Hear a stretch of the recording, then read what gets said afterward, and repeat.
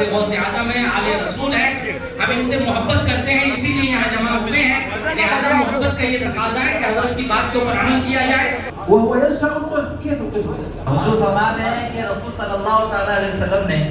صحابہ کرام کو، امت مسلمہ کو یہ درس دیا کہ تمہارے حسن سلوک کا سب سے زیادہ حقدار تمہاری ماں ہے، تمہاری ماں ہے، تمہاری ماں ہے۔ جو نبی نے ہمارے لیے ہماری ماں کی عظمت کو اتنا بلند و بالا کیا تو وہ اپنی امی کو کیسے بھول سکتے ہیں؟ سبحان اللہ۔ آپ لوگ اللہ اس کے رسول کی اتباع کریں، رسول کی بتائی ہوئی تعلیمات پہ عمل کریں، اور سب سے بڑی بات جو ہے وہ اپنی ماں کا درجہ جانیں۔ پیران پیر حضور غوث اعظم دستگیر کے سجادہ نشین یہ کہا کہ نماز پنجگانہ کی پابندی کریں، شریعت کی پیروی کریں، قرآن کریم کی تعلیمات پر عمل کریں، اللہ کے رسول صلی اللہ تعالیٰ علیہ وسلم کی سنتوں پر عمل کریں، اپنی ماں کی خدمت کریں، اپنے والدین کا احترام کریں، اپنے والدین کی خدمت کریں، ان سے دعائیں حاصل کریں۔ غوث اعظم عبدالقادر جیلانی کے سجادہ نشین سید خالد عبدالقادر منصور الدین الگیلانی ہندوستان آئے ہوئے ہیں۔ رات وہ ممبئی کی بلال مسجد پہنچے تھے، تب انہیں سننے اور ان سے ملاقات کے لیے بھاری بھیڑ آئی۔ انہوں نے یہاں پبلک سے ہاتھ چموانے سے گریز کیا، اپنی تقریر کے ذریعے گزارش کی کہ دین پر پابند ہو جائیں، نماز پڑھیں۔ غوث اعظم کے سجادہ نشین نے ایک بہت خاص بات پر زور دیا، وہ یہ کہ ماں کا احترام کریں، جسے لے کر اللہ کے رسول صلی اللہ علیہ وسلم کی ایک حدیث بھی بیان کی۔ ان کی عربی میں تقریر کا اردو میں ترجمہ کیا گیا۔ پہلے آپ ان کی تقریر ملاحظہ فرمائیے، اس کے بعد آپ کو آل انڈیا سنی جمعیت العلماء کے صدر سید معین الدین اشرف معین میاں کی دعا سے روبرو کرائیں گے، بتائیں گے کہ غوث اعظم کے سجادہ نشین کا ان کو بلاوے پر کیوں آنا ہوا۔ یہ پیغام ان لوگوں کے لیے ہے جو اس شک میں مبتلا ہیں کہ کیا حضور صلی اللہ تعالی وسلم کی امی جان حضرت سیدنا آمنہ رضی اللہ تعالیٰ جنت میں داخل ہوں گی کہ نہیں ہوں گی۔ جو لوگ کو اس شک ہے ان کے لیے پیغام ہے۔ لا يجوز أن نقول تدخل والعياذ بالله الجنة، يجب أن نقول هذا لا يجوز. لكن أنا أسألك الآن، هو ردد شيء، رسول الله يقول أمك أمك أمك، يوصيك بأمك وهو ينسى أمه، كيف القدوة؟ واہ واہ واہ، سبحان اللہ سبحان اللہ۔ حضور فرماتے ہیں کہ رسول صلی اللہ تعالیٰ علیہ وسلم نے صحابہ کرام کو، امت مسلمہ کو یہ درس دیا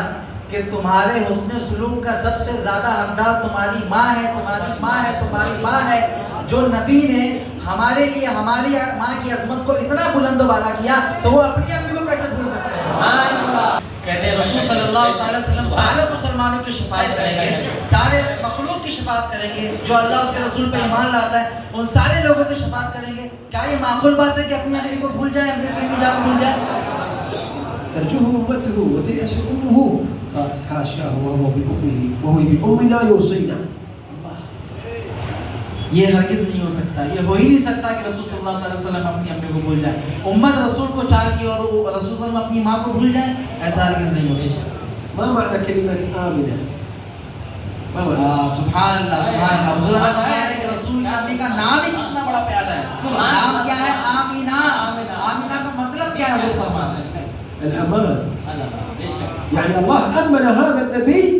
عند هذه الأم، عند هذه المرأة. آمینہ کا مطلب ہے امان دینے والی۔ اللہ تبارک و تعالیٰ نے حضرت آمینہ رضی اللہ تعالیٰ عنہ کے امان میں ہمارے حضور کو رکھا ہے۔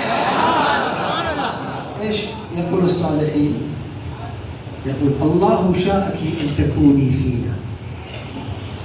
اولیاء صالحین فرماتے ہیں الله شاءك أن تكوني فينا. اولیاء اور صالحین کرام فرماتے ہیں حضرت آمینہ کی شان میں کہ اللہ تبارک و تعالیٰ نے چاہا آپ کو کہ آپ ہمارے میں سے ہو جائیں، آپ ہمارے میں ہو جائیں۔ ایک اور پیغام دینا چاہتے ہیں، آخری پیغام حضور دینا چاہتے ہیں۔ ذلك من يشكك. آپ لوگ اللہ اس کے رسول کی اتباع کریں، رسول کی بتائی ہوئی تعلیمات پہ عمل کریں، اور سب سے بڑی بات جو ہے وہ اپنی ماں کا درجہ جانیں، کیونکہ رسول صلی اللہ علیہ وسلم نے 3 مرتبہ کہا ہے کہ تیرے سب سے زیادہ حسن سلوک کا حقدار تیری ماں ہے، تیری ماں ہے۔ والله أسأل الله، هي سهلة جدا لكن صعبة على من لا يقبل رسول. کہہ رہے ہیں کہ یہ جو میں نے کہا ہے، یہ جو میں نے کہا ہے کہ اللہ تبارک و تعالیٰ نے جو عبادتیں ہم پر فرض کی ہیں، نماز ہے، روزے ہیں، یہ ساری چیزیں ہیں، یہ جو ہے وہ قبول ہوگی اور کبھی کبھی قبول نہیں بھی ہوگی، لیکن رسول صلی اللہ علیہ وسلم کا درود پڑھنا یہ ضرور قبول ہوگا۔ عاشق کو سمجھنا یہ بہت آسان ہے، لیکن جو رسول سے محبت نہیں کرتا ہے اس کے لیے سمجھنا بڑا ہے۔ یا اللہ ہماری زندگی کو اسلامی اور دینی زندگی بنا دینا، شریعت مطہرہ کے مطابق ہمیں زندگی بسر کرنے کی توفیق عطا فرما۔ یا اللہ جتنے تیرے بندے بندیاں اس پورے زمین پر بیمار ہیں، یا اللہ تو نے شفا عطا فرمانا، شفائے کاملہ واجلہ عطا فرمانا، شفائے کلی عطا فرمانا، یا اللہ جو بے روزگار ہوئے صاحب روزگار فرمانا، جو بے اولاد ہوئے نیک و صالح اولاد عطا فرمانا، ہمارے خالی سینوں کو عشق رسول کا مدینہ بنا دینا، یا اللہ ہماری پیشانیوں میں سجدے کی طرف پیدا فرمانا، یا اللہ ہمیں تلاوت کلام پاک کی توفیق رفیق عطا فرمانا، یا اللہ ہم سب کے گھر خاندان میں جتنے مرحومین ہیں سب کی مغفرت فرما دے، سب کی قبروں پر انوار و تجلیات کی بارش فرما دے، سب کی قبروں کو تحت نگاہ نور سے معلوم فرما دے، یا اللہ جتنے تیرے بندے بندیوں نے دعا کے لیے کہا ہے یا اللہ تو ان کی اور ہم سب کی پریشانیوں کو دور فرما دے، ان کی اور ہم سب کی مشکلات کو آسان فرما دے، ان کی اور ہم سب کے معاملات کو حل فرما دے، یا اللہ جن تیرے بندوں نے اس مجلس کو سجایا انہیں کروٹ کروٹ اہل عزیز سے فرما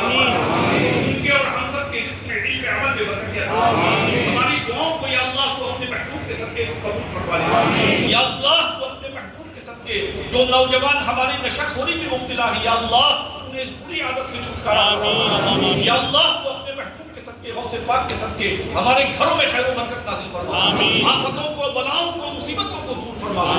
یا اللہ تو ہمیں اپنا محتاج فرمانا کسی کا محتاج نہ فرما، یا اللہ کل روز قیامت اپنے محبوب کی شفاعت سے مالا مال فرما، ہماری حفاظت فرما، یا اللہ تو فلسطین کے مظلوم مسلمانوں کی مدد فرما، یا اللہ تو فلسطین کے مظلوم مسلمانوں کی مدد فرما،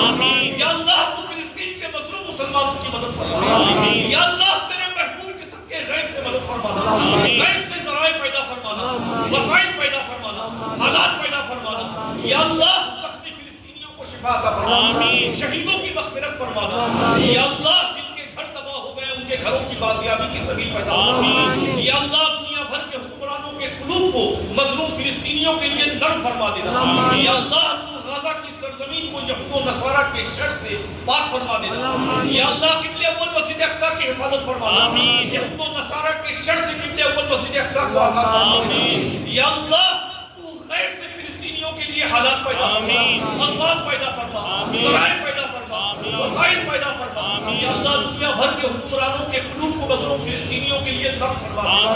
یا اللہ ہمارے معاشرے سے جہالت کو ختم فرما، گمراہی کو ختم فرما دینا، بے دینی کو ختم فرما دینا، برحمتک یا ارحم الراحمین۔ دی لیڈر ہندی کے ممبئی رپورٹر امجد خان کے سوالوں کا جواب دیتے ہوئے معین میاں نے غوث اعظم کے سجادہ نشین کے ہندوستان دورے کو لے کر جانکاری دی، یہ بھی بتایا کہ وہ کن باتوں پر زور دے گئے ہیں۔ ممبئی کی بلال مسجد میں آج ایک اہم پروگرام کا انتظام کیا گیا تھا، جس کے اندر بغداد شریف سے غوث پاک کے ورثے سے سجادہ نشین ممبئی کے بلال مسجد میں آئے تھے، انہوں نے آ کے یہاں پر بیانات دیے اور یہاں پر